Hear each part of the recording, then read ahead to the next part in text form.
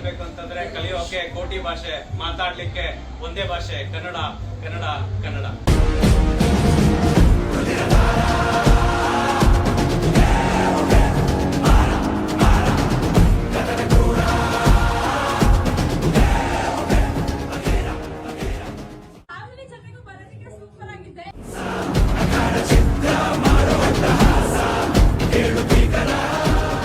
ಎಲ್ಲರೂ ಈ ಬ್ಯಾಂಗ್ಳೂರ್ ಅಡ್ಡಾಗಿ ಬರಲೇಬೇಕು.